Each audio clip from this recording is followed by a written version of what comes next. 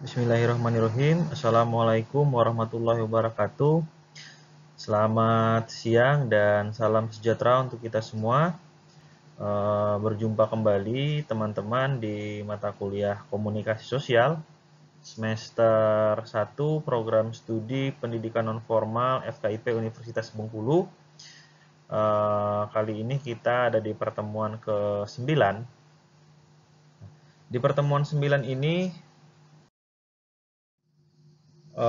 pertemuan 9 ada beberapa hal yang akan kita bahas. Yang pertama berkaitan dengan target halayak, yang kedua tujuan dan sasaran komunikasi, yang ketiga pemahaman terhadap halayak dan kompetitor. Oke, yang pertama itu adalah target halayak. Apa sih sebenarnya yang dimaksud dengan target halayak? Menurut Kotler dan Lee, target halayak itu adalah sekelompok orang yang memiliki kebutuhan atau karakteristik yang diputuskan untuk ditangani oleh kegiatan komunikasi. Jadi target halayak ini adalah sekelompok orang yang memiliki kesamaan kebutuhan atau karakternya yang sama. Nah, sehingga dapat diputuskan untuk ditangani dengan kegiatan komunikasi. Jadi ada target yang ingin kita tangani, target yang ingin kita berikan sosialisasi atau kita ingin jadikan target untuk kita lakukan kegiatan komunikasi. Jadi itu merupakan target halayak. Nah, target halayak ini yang jelas itu adalah kelompok orang lebih dari satu gitu. Artinya ada berkelompok gitu. Nah, kelompok inilah yang nanti akan kita jadikan sasaran dalam melakukan kegiatan komunikasi. Nah, target halayak ini dibagi ke dalam beberapa tahapan sebenarnya. Yang pertama itu segmentasi halayak, yang mana halayak itu dibagi ke dalam kelompok-kelompok kecil yang mungkin membutuhkan strategi yang unik dan sama untuk mengubah perilaku kelompok tersebut. Nah, jadi menentukan target halayak, yang pertama segmen halayaknya dulu kita kelompok-kelompokkan gitu. Misalnya dalam suatu desa atau katakanlah dalam suatu daerah lah gitu. Dalam suatu daerah itu kita kelompok-kelompokkan dulu, kita klaster-klaster dulu ke dalam kelompok-kelompok kecil gitu. Nah, gunanya apa? Untuk mempermudah kita melakukan strategi-strategi komunikasi nantinya gitu. Sehingga apa yang kita sampaikan itu dapat benar-benar diterima oleh masyarakat atau halayak gitu. Nah, tujuannya adalah untuk mengubah perilaku kelompok tersebut berdasarkan informasi yang kita berikan gitu. Nah, yang selanjutnya itu adalah melakukan evaluasi dari masing-masing segmen. Nah, setelah tadi kita membagi-bagi kelompok, nah sekarang kita evaluasi. Kita evaluasi masing-masing segmen. Misalnya dalam suatu daerah itu ada masyarakat petaninya, kemudian ada masyarakat pekerja, ada masyarakat buruh. Nah, itu tergantung kalau kita melihatnya dari sisi pekerjaan atau dari sisi usia juga bisa. Misalnya kita bagi kelompok ke dalam kelompok remaja, kelompok dewasa atau kelompok orang dewasa gitu. Jadi bisa seperti itu. Nah, kita evaluasi dari masing-masing segmen itu seperti apa. Nanti ini menentukan tekniknya seperti apa gitu. Pendekatannya seperti apa. Nah, selanjutnya itu memilih segmen untuk dijadikan target. Nah, setelah kita evaluasi, setelah kita klaster-klaster, nah kita memilih siapa yang ingin kita jadikan target gitu. Apakah hanya 3 orang dari kelompok usia remaja misalnya, 5 orang dari kelompok dewasa, kemudian 5 orang dari kelompok usia lanjut misal ya. Bisa seperti itu. Jadi kita bisa memilih segmen-segmennya gitu. Atau kita hanya memfokuskan saja pada segmen orang dewasa dan usia lanjut misalnya. Itu boleh seperti itu. Jadi kita pilih targetnya itu siapa gitu. Nah, ini merupakan proses dari pemilihan target halayak. Ada variabel-variabel yang digunakan untuk mempengaruhi segmentasi halayak gitu. Jadi ada variabel yang mempengaruhi segmen-segmen halayak yang sudah kita kelompok-kelompokkan tadi, teman-teman. Yang pertama itu bersifat tradisional. Nah, tradisional artinya sesuatu yang memang biasalah, sering lazim digunakan atau lazim mempengaruhi kegiatan-kegiatan komunikasi. Usia itu jelas mempengaruhi, kemudian gender mempengaruhi, status perkawinan mempengaruhi, jumlah keluarga, penghasilan, pekerjaan, pendidikan, agama, ras, dan kewarganegaraan. Nah, variabel tradisional ini, ya ini unsur-unsurnya tadi, usia, gender, perkawinan, dan seterusnya gitu. Jadi ketika kita pengen melakukan komunikasi, teman-teman, kita harus tahu dulu nih, sebaiknya ya, lebih baiknya kita harus tahu dulu kita berbicara di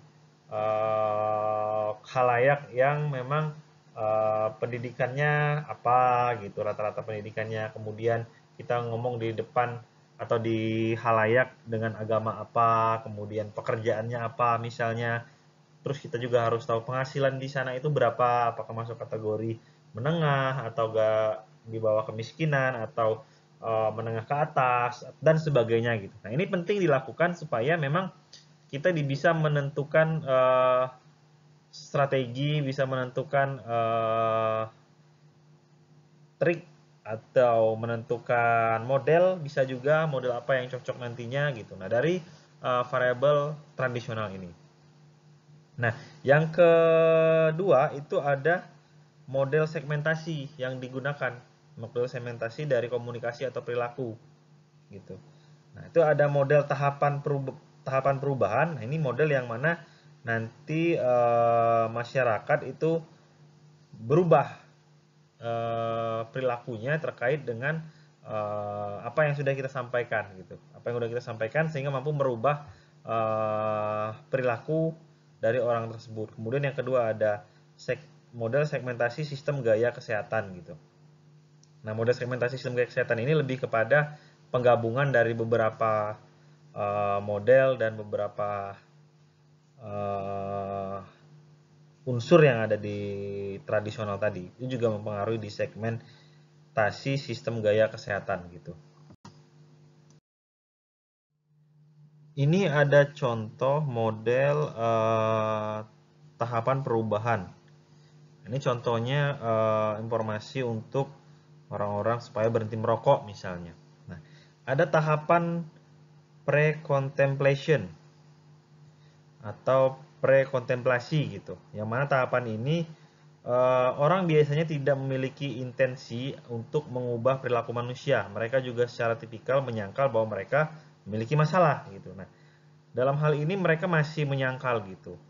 Perilakunya apa? Misalnya kalau dalam perilaku merokok itu perokok tidak memikirkan untuk berhenti merokok atau bahkan tidak menganggap rokok itu sebagai suatu masalah. Nah, ini masih tahap prakontemplasi ya. Tahap dimana belum memiliki intensi untuk merubah perilaku gitu. Kemudian masuk ke yang kedua tahapannya itu kontemplasi. Nah, di kontemplasi ini sudah mulai menunjukkan kesadaran bahwa mereka itu memiliki masalah gitu. Pada tahap ini orang-orang yang awalnya merokok itu udah mulai berpikir secara serius untuk memecahkannya. Ini udah mulai menyadari gitu. Mungkin mulai merasakan dampaknya gitu. Mulai sadar lah gitu ya, mulai tahu gitu bahwa sebenarnya ada permasalahan ketika saya merokok misalnya seperti itu. Kemudian yang tahap ketiga adalah preparation gitu, atau persiapan gitu. Tahap persiapan yang mana sebagian besar orang pada tahap ini itu melakukan perencanaan untuk melakukan tindakan dalam waktu dekat. Nah, mereka itu membuat penyesuaian akhir sebelum memulai melakukan perubahan perilaku. Jadi dalam tahap preparation ini dia sudah mulai merencanakan untuk melakukan tindakan tertentu dari apa yang ada di permasalahan yang dia rasakan gitu dalam waktu dekat. Contohnya perokok sudah memutuskan untuk berhenti dan sudah memberitahu orang-orang terdekat mengenai kapan atau bagaimana akan berhenti gitu. Jadi udah ada langkah tindak lanjut gitu ya. Udah mulai merasakan ada yang tidak beres mungkin dalam tubuhnya, kemudian udah mulai memutuskan merencanakan sesuatu hal tindak lanjut gitu. Kemudian action. Nah, action ini merupakan tindakan dari apa yang sudah direncanakan tadi ya, komitmennya tadi gitu. Misalnya perokok baru akan berhenti, tapi masih belum menjadi kebiasaan. Jadi action ini ya dia sudah mulai mencoba-coba untuk berhenti merokok, tetapi kadang-kadang masih masih suka bolong juga gitu. Maksudnya masih ya karena belum terbiasa, jadi mungkin intensitasnya dikurangi terlebih dahulu seperti itu. Tapi udah ada actionnya gitu, udah ada tindakannya untuk berhenti merokok misalnya. Kemudian kegiatan maintenance atau memelihara. Nah, pada tahapan ini itu orang-orang bekerja untuk mengkonsolidasikan hasil yang dicapai selama melakukan perubahan perilaku. Mereka juga berjuang untuk mencegah kemunduran. Jadi pada tahap ini dia sudah mulai apa ya? Mengkonsolidasikan. Artinya mengkonsolidasikan itu udah mulai merasakan perubahan yang didapat dari tindakan tadi, udah merasakan mungkin sebelumnya agak sesak kalau merokok, sekarang udah mulai lega gitu, udah mulai enakan badannya. Kira-kira contohnya seperti itu. Kemudian di sini perilakunya adalah sudah berhenti merokok selama kurang lebih 6 bulan dan tetap berkomitmen untuk tidak merokok. Jadi yang kata kuncinya adalah dia mencoba untuk sudah melakukan tindakan, kemudian juga sudah berusaha untuk sebaik mungkin untuk dilanjutkan dan tidak mengalami kemunduran, perubahan-perubahan yang sudah didapat saat ini gitu. Jadi ini contoh perilakunya, sudah berhenti merokok selama kurang lebih 6 bulan dan tetap berkomitmen untuk tidak merokok. Kemudian mengupayakan mengingatkan diri mengenai keuntungan tidak merokok dan mencoba mengalihkan perhatian bila tidak ingin merokok itu muncul lagi gitu. Keinginan merokok itu untuk muncul. Jadi mulai mencari kesibukan, mulai komitmennya kuat, kemudian tidak mengalami kemunduran dalam kegiatan berhenti merokoknya gitu, tidak mudah tergoda lagi. Kemudian yang ketiga itu termination atau perubahan yang permanen. Nah, ketika udah di tahapan ini teman-teman itu sudah permanen, udah nggak sama sekali gitu. Udah menerapkan gaya hidup sehat, misalnya seperti itu. Nah, itulah contoh model tahapan perubahan perilaku dari contoh merokok ya. Dari contoh merokok. Nah, yang selanjutnya itu adalah model segmentasi sistem gaya kesehatan. Nah, biasanya model ini itu digunakan dalam perencanaan program yang berkaitan dengan masalah-masalah kesehatan. Nah, sistem ini itu menggabungkan beberapa variabel segmentasi, termasuk demografi yang berkaitan dengan pekerjaan, usia, agama, latar belakang pendidikan gitu. Itu berpengaruh dalam model ini. Kemudian psikografis dan perilaku yang berkaitan dengan pengetahuan, sikap, perilaku terkait dengan kesehatan personal. Jadi model segmentasi sistem gaya kesehatan ini yang mana sering digunakan dalam masalah kesehatan. Jadi komunikasi itu akan lebih lebih efektif kalau memang itu berkaitan langsung dengan kesehatan individu gitu. Jadi orang bisa merasakan langsung dampaknya gitu. Orang akan aware, akan peduli karena memang itu yang mereka rasakan secara langsung gitu dalam tubuh mereka gitu. Jadi ketika menggunakan model ini yang berkaitan dengan kesehatan, maka itu bisa jadi model yang cukup efektif gitu dalam kegiatan komunikasi sosial. Baik, selanjutnya pembahasan kedua, tujuan dan sasaran komunikasi. Nah, tujuan utama dari kegiatan komunikasi itu ya jelas merubah perilaku manusia, perilaku masyarakat yang mana berorientasi pada harus ideal, yang disampaikan itu harus ideal, kemudian mudah dimengerti orang, informasi yang disampaikan jelas dan dapat dibayangkan gitu. Kemudian tujuan yang berorientasi pada pengetahuan dan sikap atau kepercayaan. Nah, bagaimana memperoleh keuntungan dari mengadopsi perilaku yang ditawarkan. Jadi orang yang akan berikan semacam sosialisasi itu akan memperoleh keuntungan apa tidak dari yang mereka adopsi gitu, yang telah ditawarkan gitu. Kemudian apa yang disampaikan itu mampu nggak dilakukan gitu. Kemudian apakah benar ini informasi yang disampaikan, kegiatan komunikasi yang disampaikan ini dapat menghasilkan perubahan dan tidak dipandang negatif bagi masyarakat gitu. Nah, biasanya juga ada misalnya biaya-biaya yang dikeluarkan itu seperti apa, misalnya dari kegiatan sosialisasi gitu. Ada nggak efek yang negatif yang muncul dari tindakan ini, baik itu sedikit atau minimal gitu. Efeknya apa saja gitu ya, paling nggak efek yang minim gitu, yang diharapkan dari kegiatan penyampaian informasi dan orang jadi berubah perilaku gitu, jadi berubah sikap gitu. Nah, perubahan itu harus memperhatikan hal-hal ini tadi gitu.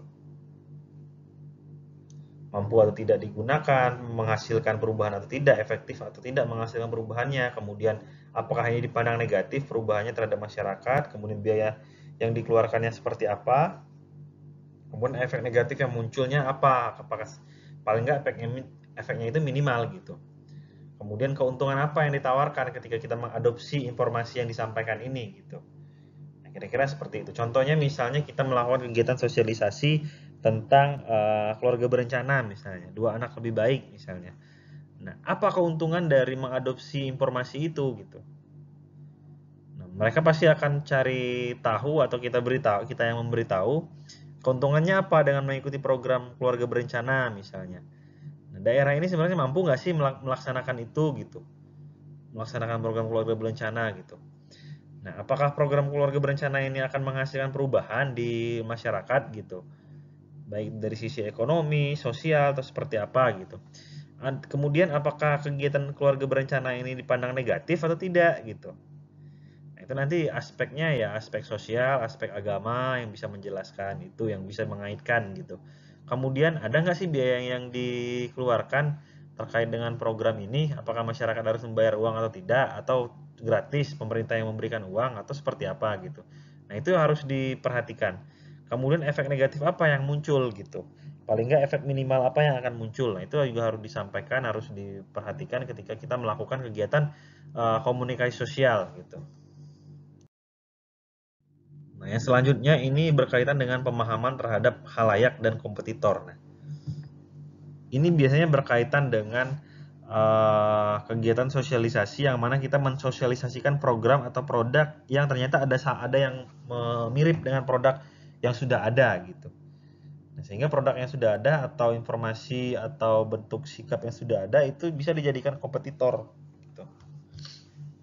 Nah, ini lazim digunakan dalam kegiatan pemasaran, kemudian kegiatan penjual, pokoknya kegiatan yang berkaitan dengan ekonomi itu sering sekali ditemui kegiatan pemahaman dan terhadap khalayak dan kompetitor gitu. Oke.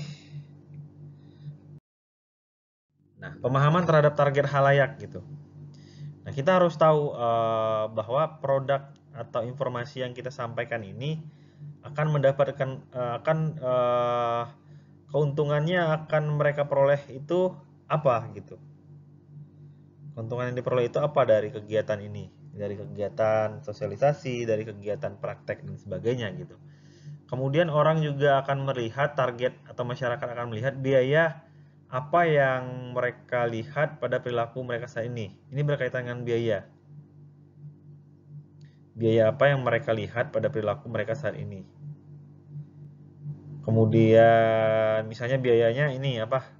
Biayanya apakah bisa terjangkau atau tidak gitu. Itu maksud dari kata-kata itu. Kemudian apa yang mereka ketahui tentang yang kita tawarkan. Nah, ini juga berpengaruh terhadap pemahaman target khalayak. Jadi yang ingin kita tawarkan ini seberapa jauh orang-orang itu tahu gitu. Apakah dia sudah tahu melalui sosial media sebelumnya, sebelum kita berikan sosialisasi, apakah dia sudah tahu dengar dari tetangga, dari perangkat desa, atau tahu dari televisi, ya itu silakan gitu. Nah, itu juga akan berpengaruh nantinya terhadap informasi yang akan kita tawarkan gitu. Nah, semakin dia mulai mengenal produk kita, itu akan lebih enak lagi kita menyampaikan informasi kepada halayak gitu. Kemudian bagaimana sikap mereka terkait dengan perilaku yang ditawarkan gitu. Bagaimana sikap mereka? Kita sudah sosialisasi, kita sudah memberikan informasi. Nah, itu sikapnya seperti apa gitu terhadap apa yang kita tawarkan, apa yang kita sampaikan gitu. Nah, itu juga akan berpengaruh nantinya gitu. Contohnya gini, ketika teman-teman misalnya pengen menawarin produk nih, menawarin produk kepada orang, anggaplah kita sedang menjadi sales gitu. Nah, ketika kita menawarkan, respon apa yang keluar dari orang tersebut? Kalau misalnya respon pertama yang keluar adalah sudah tidak memiliki ketertarikan sama sekali, bahkan bertanya produknya pun tidak, nah kemungkinan besar dia memang tidak kepengen untuk membeli produk itu atau kepengen tidak menggali informasi lebih dalam tentang produk itu gitu. Ya bisa jadi karena dia sibuk atau karena dia memang tidak pengen itu gitu. Tapi ketika dia menunjukkan respon yang positif, maka kita lanjutkan terus, kita gali terus informasi terhadap produk yang ingin kita jual misalnya gitu. Nah, kira-kira seperti itu teman-teman. Jadi, bagaimana sikap mereka terkait dengan perilaku yang kita tawarkan gitu. Selanjutnya, pemahaman terhadap target khalayak yang berkaitan dengan hambatan apa yang dimiliki dalam melakukan kegiatan, dalam melakukan perilaku yang ditawarkan. Nah, kira-kira ketika kita menawarkan sesuatu informasi, hambatan apa yang akan ada? Nah, itu harus diantisipasi hambatan-hambatan yang terjadi gitu, supaya meminimalisir kerugian, meminimalisir waktu bisa seperti itu, teman-teman. Nah, kemudian berkaitan dengan pemahaman mengenai kompetitor. Kompetitor ini kan saingan nih ceritanya. Bagaimana kita memahami kompetitor kita gitu.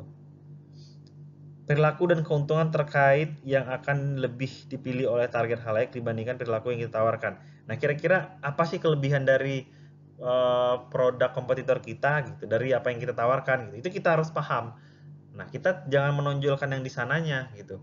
Jangan menonjolkan kelebihan produk orang atau barang orang lain, tapi kita lebih ke kita minimalisir yang itu, kita lebih explore ke bagian lain gitu. Dari produk yang ingin kita tawarkan misalnya.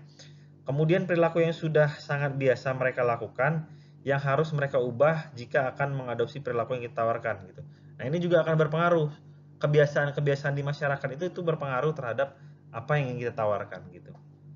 Kalau mereka sudah terbiasa dengan waktu yang lama, ketika kita menawarkan cara baru atau produk baru atau perilaku yang baru, maka itu akan membutuhkan waktu yang cukup lama juga untuk mereka beradaptasi gitu, meninggalkan kebiasaan lamanya gitu. Kecuali memang kebiasaan itu belum ada di sana gitu, sehingga kita datang sebagai pemberi informasi yang baru gitu, pembaharuan istilahnya gitu. Kemudian yang ketiga, organisasi atau individu yang mengirim pesan bertolak belakang dengan perilaku yang kita promosikan. Nah, hati-hati juga, ini juga perlu kita perhatikan. Ketika kita menyampaikan informasi, ada nggak kira-kira organisasi atau individu yang memang bertolak belakang dengan informasi yang ingin kita sampaikan gitu. Karena ini akan berpengaruh juga terhadap khalayak gitu. Kita pengen menyampaikan suatu informasi, ternyata informasi itu sudah bertolak belakang dengan informasi dari tempat lain misalnya, dari kelompok lain atau dari organisasi lain gitu. Terkait dengan informasi yang perubahan perilaku, informasi untuk merubah perilaku dari yang sudah kita tawarkan gitu. Oke, mungkin itu saja teman-teman yang dapat disampaikan pada kesempatan kali ini. Intinya adalah dalam kita menyampaikan informasi atau komunikasi sosial kepada khalayak itu banyak hal yang perlu kita perhatikan. Salah satunya siapa orang yang kita ingin berikan komunikasi sosial atau ingin kita berikan sosialisasi. Kita harus tahu kondisinya, geografisnya, kondisi lingkungannya seperti apa, kemudian metode yang ingin kita gunakan itu apa, target kita itu siapa, itu harus jelas teman-teman, supaya kita bisa lebih efisien dalam melakukan kegiatan komunikasi sosial. Mungkin itu saja yang dapat Bapak sampaikan. Terima kasih sudah menyaksikan video ini. Apabila ada yang ingin kita diskusikan, silakan di chat di grup WhatsApp kita. Bapak akhiri. Wabillahi taufiq wal hidayah. Wassalamualaikum warahmatullahi wabarakatuh. Ini merupakan link absen untuk pertemuan ke-9 teman-teman. Silakan diisi datanya dengan benar. Oke, terima kasih. Sampai jumpa di pertemuan berikutnya.